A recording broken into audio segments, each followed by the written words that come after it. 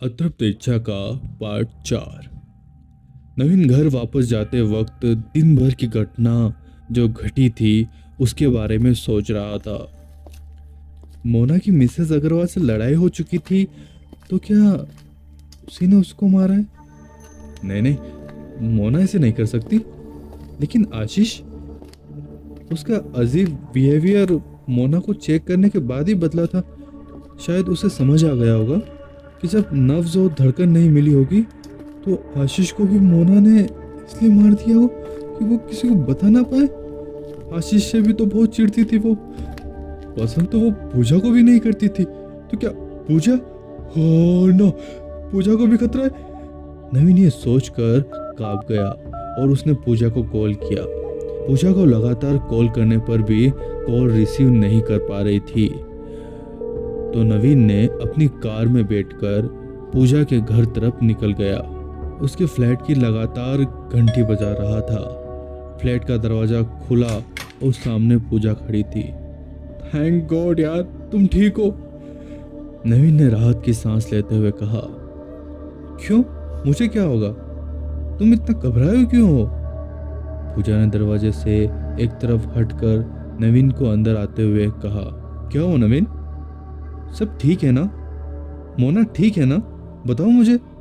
यार, मोना ही तो ठीक नहीं है, नवीन ने गहरी सांस लेते हुए छोटा सा जवाब दिया। क्या क्या हुआ मोना को? जल्दी बताओ नवीन, मुझे घबराहट हो रही है। नवीन ने उसे तिलस घाट थाने में जो हुआ उसके बारे में बताया। फिर मिसेस अग्रवाल को और आशीष की मौत के बारे में बताया। पूजा ये सब सुनकर घबरा गई और मनीषा के उसके मिलने आना याद आया, और याद आते ही वो सिहर उठी। उसने नवीन को मनीषा के आने और उसके बीच हुई बातचीत के बारे में बताया। नवीन इस बात से तंग रह गया कि मनीषा पूजा के पास आई पर पूजा को कुछ किया नहीं। वो समझ नहीं पा रहा था कि इसका मतलब क्या था। नवीन ने कहा, मुझे तो घर जाने पर भी डर लग रहा है पूजा, समझ नहीं आ रहा है कि क्या करूं। सच कह रहे हो नवीन, लेकिन कुछ तो करना ही पड़ेगा। ऐसे तो कब तक चलेगा? मोना इस तरह खून पे खून करती जाएगी। पूजा ने आशंका जताई। लेकिन पूजा, हम पुलिस के पास भी तो नहीं जा सकते ना? तो पुलिस हमारा यकीन ही नहीं करेगी, और मान लो कभी यकीन कर भी लिया तो वो हम उसको प्रूफ क्या देंगे? जब मोना को पता चलेगा कि हम उसके बारे में जान चुके हैं, वो पुलिस को हमने ही बताया है सारी चीजें, तो वो हमारी जान के पीछे पड़ जाएगी। एक बात समझ में नहीं आ रही है कि आखिर मोना के मरने के बाद उसकी रूह वापस क्यों आई है और वो ऐसा क्यों कर रही है। मोना तो कभी ऐसी नहीं थी, पूजा ने कहा। तुम ठीक कह रहे हो, लेकिन पता कैसे किया जाए? उसे तो पूछ नहीं सकते ना, फिर किससे पूछें? नवीन ने भी असमर्थ जताई। पूजा सोचते हुए बोली, किसी तांत्रिक से? नवीन की भी आंखें चमक गई। हाँ, लेकिन मैं किसी तांत्रिक को नहीं जानता, नवीन ने कहा। मैं जानती हूँ एक सिद्ध पुरुष को। मेरे गांव पार्टनरपुर के कुछ ही दूर में हनुमानगढ़ में उनका आश्रम है। वहाँ बहुत लोग आते हैं जो भूत प्रेत से पीड़ित होते हैं। पूजा ने कुछ याद करते हुए कहा। कौन है वो? नवीन उत्सुकता से पूछा। श्वेतानंद जी महाराज। वो आंख बंद करके भी जान लेते हैं कि उनके पास आई इंसान पर किसकी रूह है और वो रूह क्या चाहती है, और पता है तुमको, वो रूह से भी बात कर लेते हैं। तुमको ये सब कैसे पता पूजा? नवीन ने सवाल किया। अरे, मेरे गांव के पास में ही कोई लड़का था, उसको कोई भूत प्रेत का साया लग गया था उसको, तो मेरी दादी उसको लेकर गई थी उस बाबा के पास, तो उन बाबा ने उसका इलाज किया था। तभी मुझे पता चला था कि यार ऐसा भी होता है ये सारी चीज़ें। तो मेरी दादी ने मुझे ये सारी घटनाएं जो भी घटी थी ना, वो सारी चीज़ें मुझे बताई थी, नवीन ने कहा। फिर हमें वहाँ जाना चाहिए, पर कैसे? मोना को क्या बताएंगे हम? पूजा ने कहा, उसको बोल देना कि हम किसी क्लाइंट के पास जा रहे हैं किसी मीटिंग के लिए। पूजा ने कहा, वैसे नवीन कब चलना है? पूजा ने पूछा। आज और अभी, मेरी हिम्मत नहीं हो रही है मोना का सामना करते हुए। नवीन, मोना इंतजार कर रही होगी तुम्हारा, उसे कैसे समझाओगे तुम? नवीन ने जवाब दिया। उसके लिए एक आइडिया है मेरे पास। क्या आइडिया है? पूजा ने फिर सवाल किया। घर का लैंडलाइन फोन बजाकर कॉलर आईडी पर नवीन का नाम डिस्प्ले हो रहा था। मनीषा ने फोन उठाया।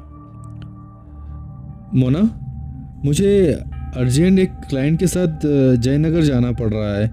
अभी यहीं से निकल रहा हूँ, कल शाम तक लौटूंगा। तुम अपना ध्यान रखना और हाँ, खाना वाना टाइम से खा लेना बाबू। ठीक है, अपना ख्याल रखना। मनीषा ने सपाट सा जवाब दिया और फोन काट दिया। नवीन आश्चर्य से अपने फोन को देखने लगा। मनीषा ने किसी भी प्रकार का सवाल जवाब नहीं किया। इस बात से वो हैरान था। मनीषा पहले ऐसी नहीं थी। पहले वो 1000 सवाल पूछती थी। नवीन पूजा के घर से थोड़ी ही दूर सड़क पर कार रोककर ही मनीषा से बात कर रहा था। वहां से उसे पूजा के फ्लैट वाली बिल्डिंग की दिख रही थी। पूजा को उसने पहले ही घर का लॉक करके आगे जाकर रुकने को कहा था। उसे पूरी आशंका थी कि मनीषा पूजा के घर चेक करने के लिए जरूर आएगी।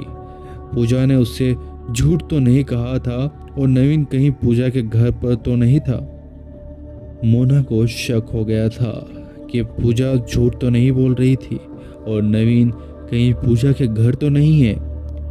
कुछ ही देर में उसे मनीषा पूजा की बिल्डिंग में दाखिल होती दिखी। नवीन ने फौरन तेजी से कार आगे बढ़ा दी।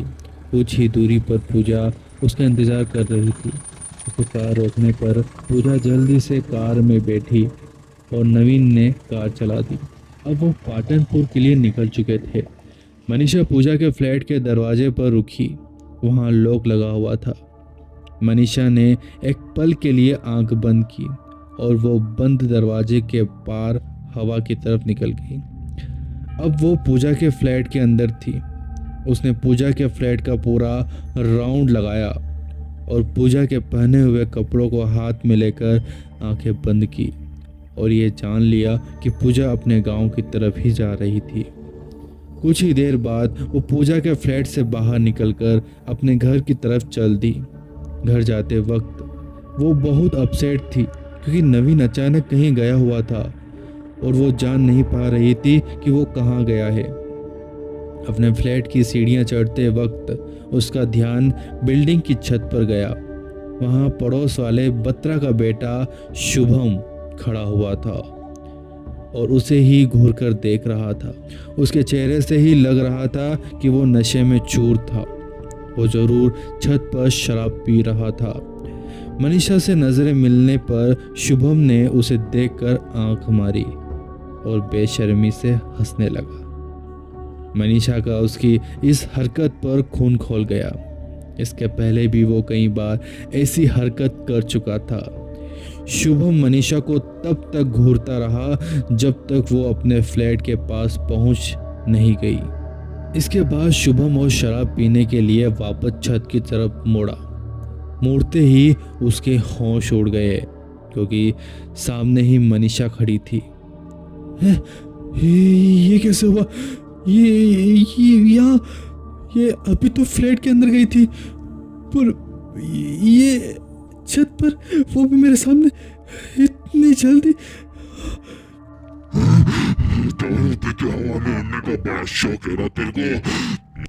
मनीषा की आंखें सुर्ख खून जैसी थी। पुतलियों के नामों निशान नहीं था। उसकी आवाज में अजीब सी गड़गड़ाहट थी। उसने शुभम को दहला दिया। शुभम कुछ बोल पाता उसके पहले मनीषा ने उसे उसकी कमर से बेल्ट को पकड़ा और हवा से उछाल दिया और उस 10 माले ऊंची बिल्डिंग से नीचे गिर गया। मनीषा ने छत से नीचे तक झांका जब तक शुभम जमीन से नहीं टकरा गया। उसका सिर जमीन से टकराकर चकनाचूर हो गया। उसका भेजा पूरी तरह बिखर चुका था। उसका शरीर जमीन से टकराने पर धम सी तेज सी आवाज आई और उसके मुंह से जोर सी चीख निकली। जिसे सुनकर सोसाइटी के गेट का गार्ड उस तरफ भागता हुआ आया। मनीषा के चेहरे पर एक खतरनाक मुस्कुराहट तैर गई। गार्ड शुभम की लाश देखकर हैरान रह गया। उसने सिर उठाकर ऊपर छत की तरफ देखा। वहां कोई नहीं था। वो दौड़कर सोसाइटी के सेक्रेटरी मिस्टर आहूजा का दरवाजा जोर जोर से खटखटाने लगा। अरे क्या है भाई, क्यों दरवाजा खटखटा रहा है?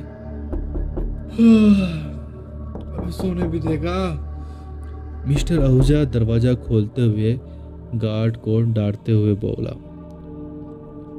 वो साहब, एक ब्लॉक से 218 वाले पत्रा जी का बेटा वो छत से गिर गया साहब। गार्ड ने आतंकित स्वर में हड़बड़ाते हुए बताया। क्या क्या बक रहे हो तुम? कहाँ गिर गया? वो कैसे गिर गया?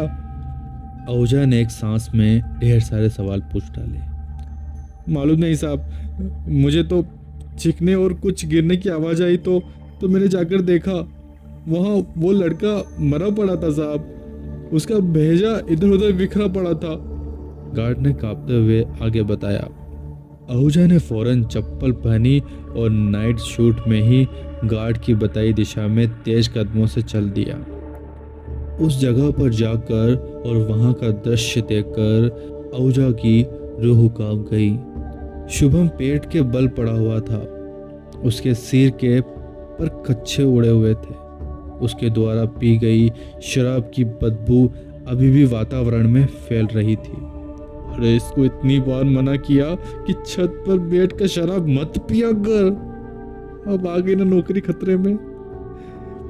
ला अपना मोबाइल दे, पुलिस को खबर करने दे। आहूजा ने गार्ड की तरफ हाथ बढ़ाया और गार्ड ने अपना मोबाइल दिया और 100 नंबर डायल किए। क्या हो रहा है इस सोसाइटी? पहले मिसेज अग्रवाल, फिर पत्रा का लड़का। पुलिस को क्या जवाब दूंगा मैं? पुलिस को फोन करते हुए आहूजा सोच रहा था, पुलिस की इस घटना पर क्या प्रतिक्रिया थी। नवीन और पूजा को पार्टनरपुर जाकर क्या पता चला, जानेंगे अगले भाग में। दोस्तों, ये कहानी कैसी लगी कमेंट में ज़रूर बताना। और अगर आप ये कहानी स्पॉटिफाई, गाना.com या जियो साउंड पर सुन रहे हो तो फॉलो करना मत भूलना। और हाँ, यूट्यूब चैनल को सब्सक्राइब जरूर कीजिएगा। मिलते हैं फिर ऐसे ही खौफनाक दस्तक के साथ। तब तक के लिए टेक केयर।